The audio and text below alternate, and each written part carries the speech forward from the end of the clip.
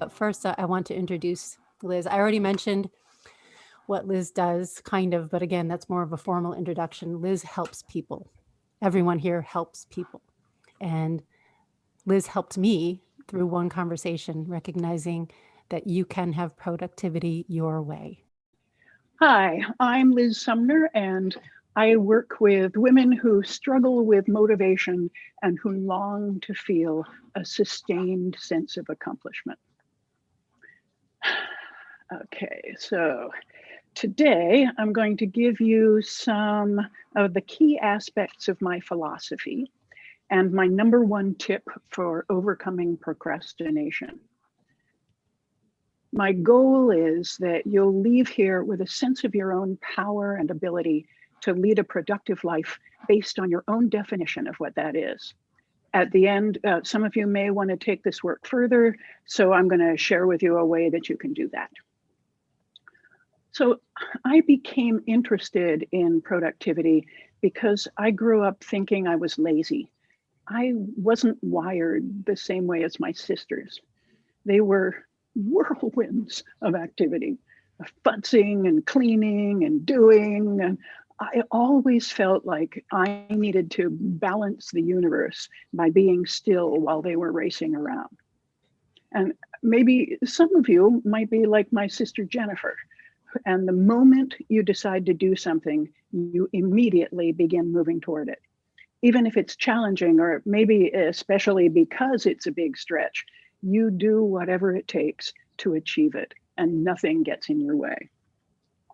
I'm going to accomplish this goal. I will devote X amount of time every day. I stick to every plan, and I achieve what I set out to do. If this sounds like you probably don't need this presentation, but please stick around because it might help you understand others in your life who don't operate the same way that you do. So today I'm really talking to those of you who often find yourself saying, I should be more productive. You say it when you're staring at something that you didn't do, or you think about something that you just can't seem to get around to, or you see the same things on your to-do list week after week. I should be more productive. That's actually another way of saying I'm doing it wrong. I should be better. I should be different. I'm not enough. Now, I don't know about you, but I don't find that kind of self-talk very motivating. It is not useful. It doesn't help me move forward. It just makes me feel bad about myself. And sometimes you can get so caught up in feeling frustrated with yourself for not being other that you beat yourself up, and it becomes self-perpetuating. Every time you make a commitment to yourself and you don't keep it, you use that as evidence that you're bad, you're wrong, you failed again. Enough. This stops now. Here's what I believe. Productivity comes from feeling good about yourself and what you've accomplished. It's not about willpower or rigid time management rules, and it's not one size fits all. Your productivity, what you focus on and complete, is based on what you value, what you think is important. You feel productive because you're achieving your goals at a steady pace. It's not just grit your teeth and with a huge push of willpower, you get a difficult project done. Instead, it's activating your own sustainable momentum and feeling confident that you'll continue making progress. Finding your own style of productivity. So, how do you do that? To me, the first step toward feeling this individual sense of accomplishment is to trust yourself, to reclaim your power. This might require some fake it till you make it, but begin by telling yourself, I'm right. I'm doing things the right way. I'm making the correct choices with my time. I get to choose what to do in every moment. And also really critically important, any system I use to support myself getting things done must be adapted to me and my ways, not the other way around. The system doesn't tell me what to do. I've had clients come to me swearing that all they need is a schedule. If they just had a schedule that told them what to do, then they'd be productive. I say, sure, a schedule can be effective, but it has to reflect your priorities and rhythm, or it's not sustainable.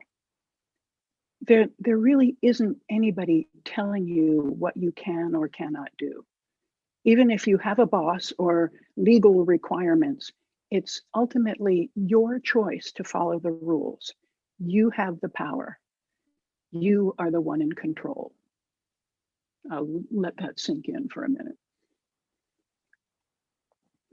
A lot of resistance comes when we rebel against some imaginary authority figure. We dream up this disapproving parent in the sky telling us to do something we don't want to do. And we dig our heels in, essentially saying, I don't want to, you can't make me. Sometimes it's appealing to not be responsible for ourselves and relinquish our power. It can be a strange, new, possibly uncomfortable feeling to trust your own instincts, to give yourself permission to do what you want to do and not to do what you don't want to do. At first, you might be afraid that you'll just eat nothing but hot fudge sundaes and never get out of bed. But if you can listen to your heart, you can trust yourself to do what will serve you best. Practices like meditation and writing in a journal can help you access that inner wisdom, as can exercises like Deb just showed us and Judy's going to show us tomorrow. Learn what it feels like in your body when you trust yourself. Get to know the sensations. If you've been overriding your body's signals for a long time, they may be subtle at first, but the more you listen, the stronger you'll feel it. Your inner knowing will steer you right. There won't always be an immediate positive outcome, but it will lead you to the right experiences. The goal is to awaken your skill at listening and trusting and acting based on your own good judgment and your own authority. You will choose what's best for you if you're a healthy, whole human being. You are in charge. You are the decision maker. You make the rules. You authorize the way you use your energy. And that's the next piece. When you trust yourself, you give yourself permission. Permission to use your own timing, to decide your own priorities. You're allowed to let go of expectations you've picked up along the way that don't serve you, like, I should keep my house a certain way because my mother did, or idle hands are the devil's playthings. You can give yourself permission to stop doing the things that don't energize you, that diminish you. And you don't have to be a good girl. You don't have to do the boring work simply because you're available and you have time. I have a client who came to me because she was procrastinating and wanted to stop. She was mad at herself for not keeping her house clean. She told me that she used to have an engaging and highly responsible job, but she had left that job to care for a dying parent. Now she didn't have those responsibilities anymore, but she couldn't make herself clean the house. I asked her if she enjoyed house cleaning. No, she hated it, but she wasn't doing anything else, so she should be the one to clean. Why? Why should she do something she hates? She's financially available to hire somebody else. Just because she has the time doesn't mean she has to be the one to do the cleaning. The mere idea that she had choice blew her mind. Later, she wrote to me that it was so refreshing to be truthful with herself that after we talked, she felt energized and went ahead and cleaned her whole house. So, productivity includes trusting yourself and giving yourself permission. Now, let's talk a little bit about procrastination. There are a lot of different reasons why we procrastinate. One big one is that the task just isn't important to us. For example, update my will has been on my list for a long time. It's not particularly urgent, and I don't like thinking about it, so I haven't completed it. It can wait. Another thing I've been putting off is finish editing some song videos. It's not a high priority to me. I've put it in a section on my list called Maybe Someday. But if you have decided that something is a high priority and you still can't get started, here's a tip that might help. Most of the time, the things we keep putting off fall into one of three categories: find out, decide, or do. We need to find out something, do some research, get some information, or we need to make a decision in order to move forward, or we need to actually take a specific action. Here's an example. When I lived in New Hampshire, my electric bill tripled and I didn't know why. I tried to guess what was causing the problem. Maybe it was my old inefficient freezer. So I'd unplug that and wait for the next bill. Still, 3 times what it had been. I did this for months and probably spent an extra $1,000 when what I really needed to do was find out the name of a good electrician who could diagnose the problem. Or maybe there's something you need to decide.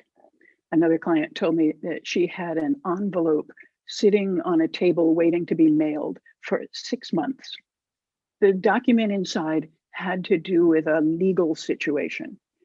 If she mailed it, it meant that she was willing to accept a specific result. As long as she didn't send it, the situation was still up in the air. Once she recognized that was what was holding her back, she made the decision and mailed the form. Or do. Sometimes this is related to deciding. Taking the action means it's real, it's complete, it's launched, and you're really doing it. You're not in limbo anymore. You're putting something into motion. That can feel like a big deal. One client was having a problem getting to the bank to open up a business checking account. When we looked deeper into what was going on, she recognized that separating the business records from her personal account would make it apparent whether or not the business was profitable. She'd have to face facts. It might turn out to be good news, but the action has consequences. You need to recognize it and commit. Someone ordering me to just do it is not helpful, but the idea that if I do this thing, then the universe will support me, that I find useful. I love this quotation from William Hutchinson Murray. Until one is committed, there is hesitancy, the chance to draw back. Concerning all acts of initiative and creation, there is one elementary truth, that ignorance of which kills countless ideas and splendid plans. That the moment one definitely commits oneself, then providence moves too. All sorts of things occur to help one that would never otherwise have occurred. A whole stream of events issues from the decision, raising in one's favor all manner of unforeseen incidents and meetings and material assistance, which no man could have dreamed would have come his way. Whatever you can do or dream you can do, begin it. Boldness has genius, power, and magic in it. Begin it now. So, to recap, you're in charge. Your way is the right way. Your timing is the right timing. You get to decide how to use your energy based on what you think is important and valuable. Productivity is about feeling good about yourself and what you're accomplishing. And if you find yourself stuck and unable to move forward, a good rule of thumb is to ask yourself, what do I need to find out, decide, or do? And when you commit, the universe supports you in mysterious ways. So now let's do a thought exercise to apply some of these ideas to your situations. I'm going to ask you some questions. You might want to take notes as you go. So take out a piece of paper or a journal, and at the top of the page, write down something from your to-do list that you've been avoiding. Maybe something that's been there for a while. And look up when you're ready.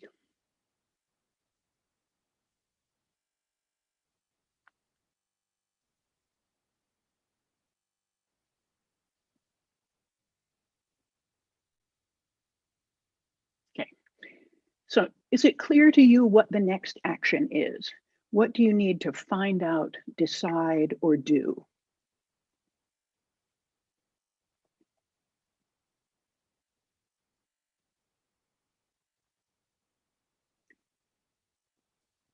Is there a deadline or a window of opportunity, a period of time when it would be a whole lot simpler or a lot more painful if you don't do it?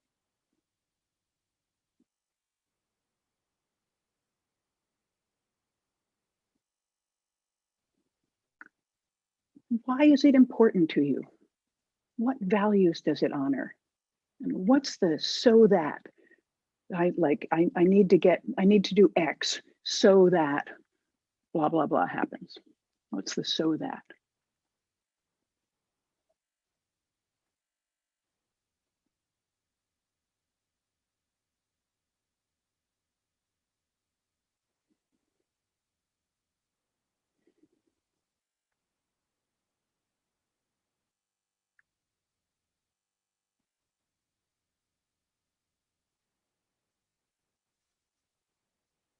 Is it essential? How would it feel to move it to a maybe someday category?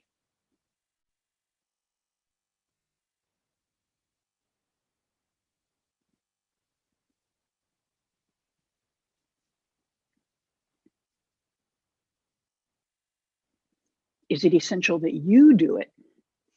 Could somebody else do it for you?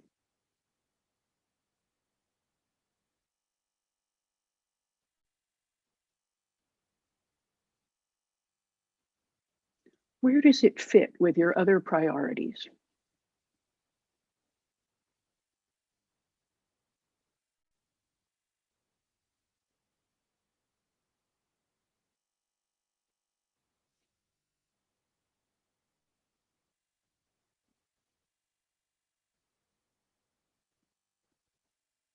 What would it mean to you if it was done? What would be different?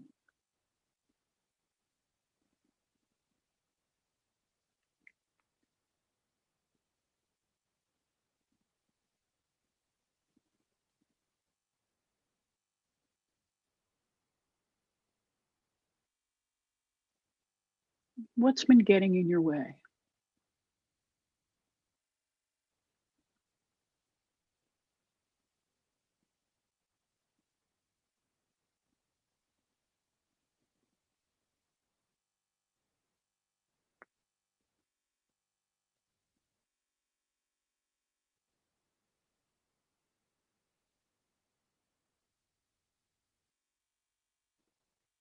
What would really assist you in accomplishing this?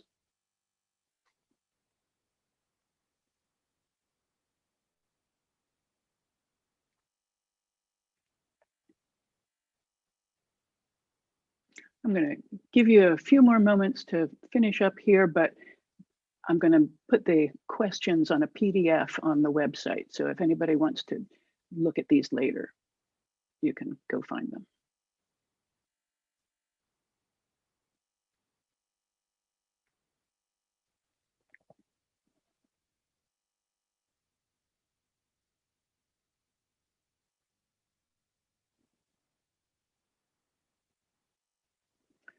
So now I'd love to get your feedback, and what, if anything, has shifted in the process of answering these questions. And if you have any questions for me, I'd be happy to take that now. I can just say that, I mean, what I wrote down is some paperwork, bill stuff that just does have to be done. But I keep putting it off because I hate doing it. There's nobody else that can do it. So all of that. But what I realized, if I just put all of that other stuff aside and I zero in on how great I'll feel when it's done, that there is my motivation. It's like, you know, those monkeys on your back kind of thing. It's just there greeting me every single day. And I keep on trying to not look at it, but it'll feel great if it's not there. So if I just focus on that one thing, instead of how much I don't want to do it, then I think I'm going to be able to get through it. That's great. I have one other question though, is that to take a look and, well, actually, I guess it's a piece of advice, not a question. Take a look and see if all of it needs to be done, and or is all of it equally important. Because I've known some people who really think, I had a client who felt like she had to check every single item on a credit card bill and match it up every month. Yeah. To make sure I don't that do the any credit. of that. Okay, so just make sure that what the stuff in the Yeah. pile really is necessary, that it gets Yeah. done. Thank you. Thank you. I was surprised by one of my, oh, I'm sorry, Jeannie, please go ahead. Nope. You're it. Okay.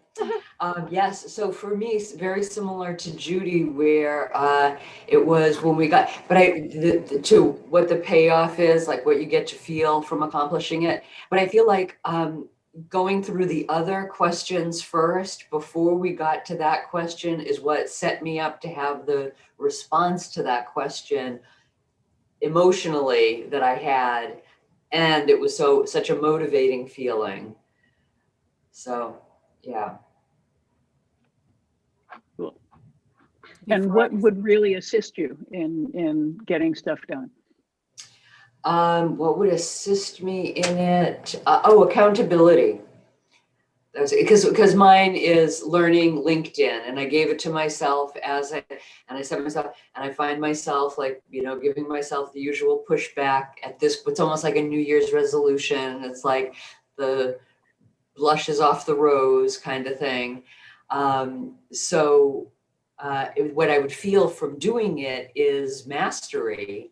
And the idea of that is just so thrilling, but having accountability would be wonderful. What would accountability look like? What's the best kind? I mean, like, should I ask you every week? What would perfect accountability feel like or look like? Daily, because it's a daily kind of thing. So if I texted you every day and said, how you doing on LinkedIn? Yes. Done. That's an offer? Aw. Thanks, Sure. Liz. No kidding. I was surprised at one of the responses from the questions in my own head. You asked, could someone else do it for you?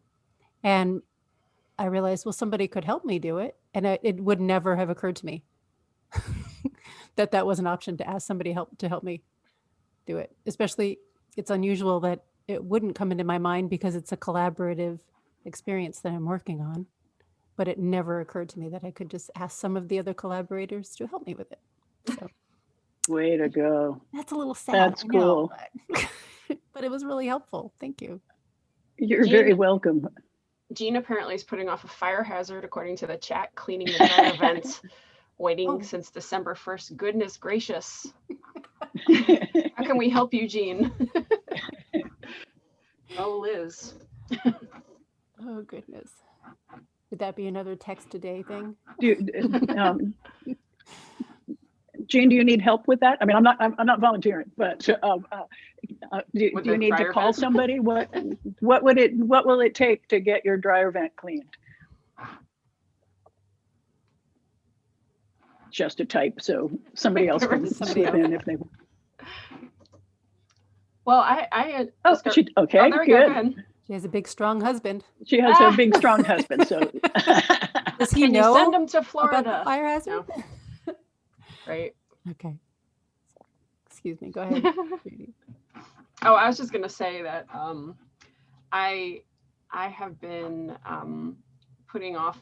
I have a YouTube channel, and I haven't really been making videos as often as I used to. And I was telling myself, and it is partly true, that it's because I haven't really figured out my setup. I'm in a new humble abode. It's very small, and I haven't really figured out how to do what I used to do, which was more tutorials, because I'm a vocal coach in addition to other things. And so I've just been doing these, like, talking to people face to face, and it's just starting to feel old. And I was thinking that was my number one reason, but I realized from this exercise that I'm actually not sure what direction I'm going or I need to go next with my YouTube channel. And that's the real reason I feel like I'm flailing a little bit there. So that was helpful. So that's a decision, I guess, and research that I need to make. And maybe also having a conversation with somebody that about, I mean, to bounce ideas off of, or what's the kind of what makes you creative? When do you get into the kind of space where you could come up with great ideas like that? Right, and part of that has to do with the new living situation I'm in, because it's cramped and I don't live alone, so it's a literal space issue. Oh, okay. So yeah, but that helps me because I realize that before I can even tackle that piece, I have to be clear on what my purpose continues to be going forward with my YouTube channel, and I think I'm not sure right now. So journaling or while you're riding your bike, thinking about it, or exactly. I like that. I don't know if I can anyone hear me? Hey, Yes. Ashley. Oh, yay. Yes. Okay. If it starts cutting out, just let me know and I'll type instead. But I was really moved because I was literally having a coaching call this morning where it occurred to me, and I was working with a doctor that I said, you need to block time for and with yourself and hold it with the same integrity that you would if you were serving a patient. And going through the exercise with you, I was just immediately like, oh, yeah, that's exactly what you need to be doing with yourself. So that just the integrity of nothing gets to interrupt, because I feel like it kind of related back to where you said, just because she should be doing, or she shouldn't be doing something just because she has the time. I try to make myself available to my team in those times that I have blocked for myself a little more than I should. So I think that that's going to be a real big key for me. So thank you. Oh, wonderful. Oh, that's great to hear. Yes, boundaries. We liked knowing about boundaries. Thank you. I think it's a really emotional experience that you offer, Liz. I can't speak for anyone else, but I know that every time I talk to you, I'm realizing how much I try to avoid the things that you bring up. And it's high praise that you get me to think about it, because I'm a really good avoider. So Thank you. Thank you very much. Jean agrees. Jean agrees. yes, indeed. She says. I like the concept of making sure we block time out for ourselves and for our own projects, because, we have clients or family stuff or whatever. And one thing I have found with my productivity is that I do so much better in the morning. And so that's challenging, because a lot of times people want sessions in the morning. So, but I realize, and I was thinking about it when Ashley was speaking too, it's like, I need to schedule, like, these 2 mornings are my mornings to work on these projects.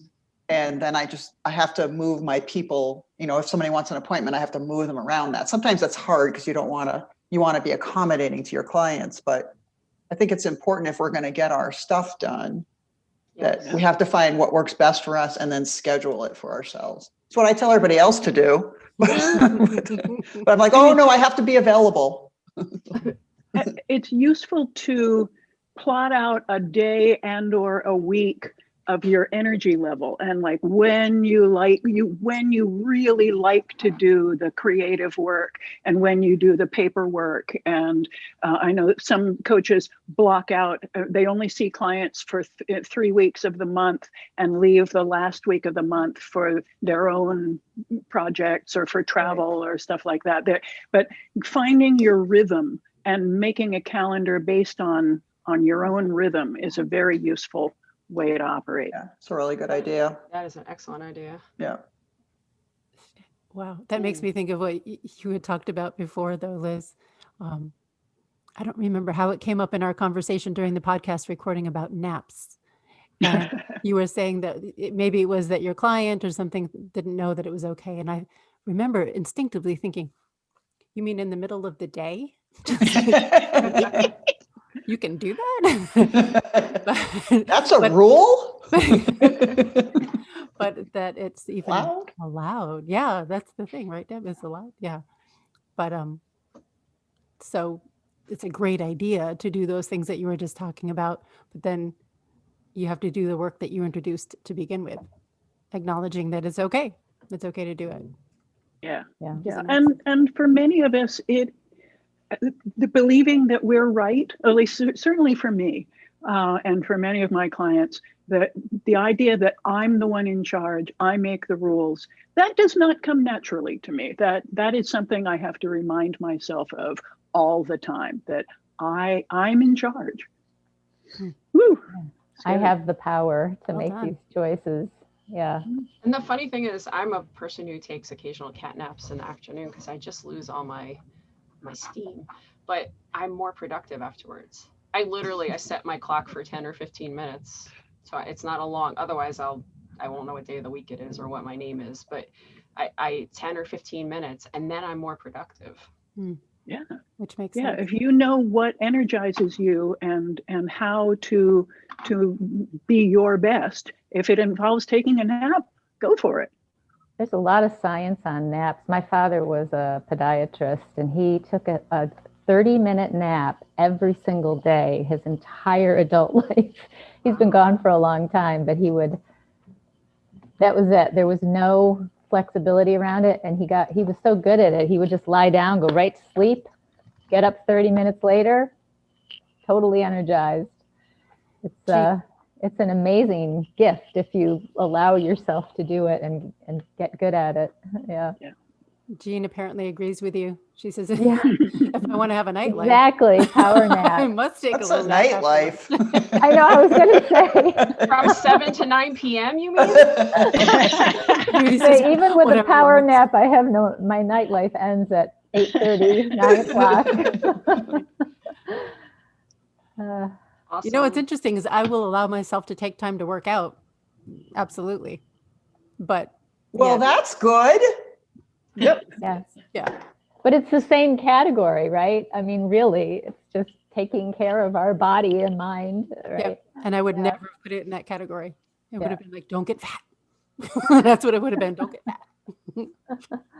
Liz, I think another thing that's really key about what you're presenting here too is that when we think, oh, I'm just procrastinating, I don't want to do this. A lot of times we kind of just leave it at that and we don't do any exploration of, well, why? Like, why do I not want to do this? And what would shift this for me? And what is my belief system behind this? And I think that's why the way you broke this down is really important because it shifts it from being this like unidimensional, I don't feel like doing it, to being this, oh, wow, there's all this stuff under it. And there's ways I can Right. work to make this work for me. So, And Good. taking out Thank that you. self-judgment piece, that I It's so key. appreciate that. That's so important. Working with people on, oh, go ahead. I'm sorry. No, I was just saying that judgment just doesn't motivate me at all. Exactly. I was going to say, working with people on creative projects, I've found that, especially if there's something to practice or to develop in, they're working on a song or something, when they stop, when they don't practice or progress for a couple of weeks in a row, a lot of times if I just go back to what we had last done before they stopped practicing or started coming up with the reasons not to, a lot of times there's something there that they don't feel good about, or they don't feel like they're going to be able to get past or something. And if I can remember what that is and we can address that, they get kind of back on track. right. That's good. That's Interesting. that is incredibly useful to that it could be something that was stopped, that they stopped because of some reason that they aren't even aware of, and by you looking at that you can help them get past it. That's cool. Jean makes another observation that she feels as though energy is a renewable resource and that if you spend it wisely, its return is way more than expected.